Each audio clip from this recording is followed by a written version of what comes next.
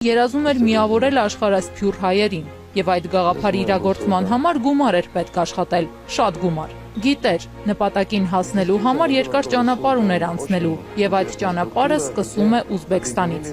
Ստեփանավանի Ագարակ գյուղում աղքատության մեջ ծնված, հարստության մեջ ապրած ու վերջին տարիներին միայն թոշակի հույսով ապրող Սերժ Ջիլավյանը կյանքի մայրամուտին միայն մի բան էր ուզում՝ մեռնել։ Ասում էր, զզվել է կյանքից։ Նախկին միլիոնատերը կյանքին հրաժեշտ տվեց Նախորեին, այնտեղ որտեղ ծնվել էր, Ագարակում, գրեթե այն պայմաններում, որում մանկությունն էր անցել, անապահովության մեջ։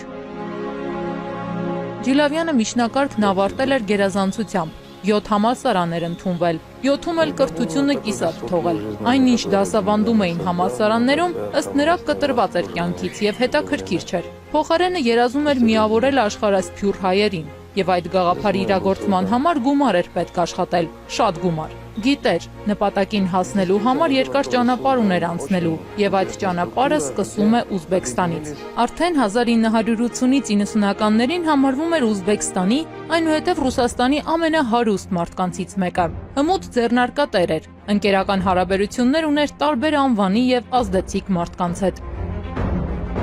Բիզնես գործունեության սկիզբն Ուզբեկստանում էր։ Իր կապերի շնորհիվ սկսում է ղեկավարել տրիկոտաժի ընդհատակյա արտադրամասերից մեկը։ 1975-ին դատապարտվում է 3 տարի ազատազրկման, սպեկուլյացիայի մեղադրանքով։ Ազատ է արձակվում վաղաժամկետ, օրինապահ վարքագծի համար։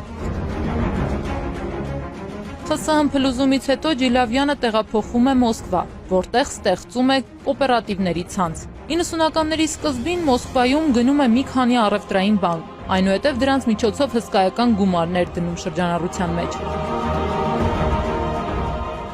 Մոսկվայում ապրելու տարիներին մտերմանում է ռուսական վերնախավի հետ, կատարվում է կյանքի երազանքը, ստեղծում է հայկական միջազգային ասամբլեան, որի նպատակն էր միավորել հայերին եւ օգնել Հայաստանին։ Այդ ժամանակ էր, որ շրջապատը նրան հորդորում է դառնալ Հայաստանի Հանրապետության նախագահ, սակայն երբ փորձ է անում մտնել քաղաքականություն, Ջիլավյանի խոսքով սկսում են իրեն հետապնդել, քրեական գործ սարքել։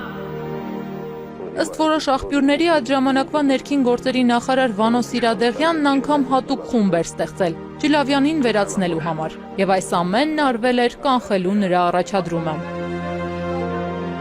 Նախկին միլիոնատիրոջը ժամանակին համեմատում էին Օստապ Բենդերի հետ, մեծարում բարեգործությունների եւ մեղադրում մեքենայությունների համար։ Խորհրդային եւ հետխորհրդային ժամանակների միլիոնատերը մի քանի կաթված էր տարել, սիրտը ստենդավորել էին։ Կյանքի վերջին տարիներին ապրում էր Հայաստանում, ռուսական թոշակով, 13,000 ռուբլի, որը հազիվ էր բավարարում սալյակին գամբազ Ջիլավյանին, խնամակալին վճարելու, ուտելիք, ծխախոտ գնելու եւ կոմունալ վճարումների համար։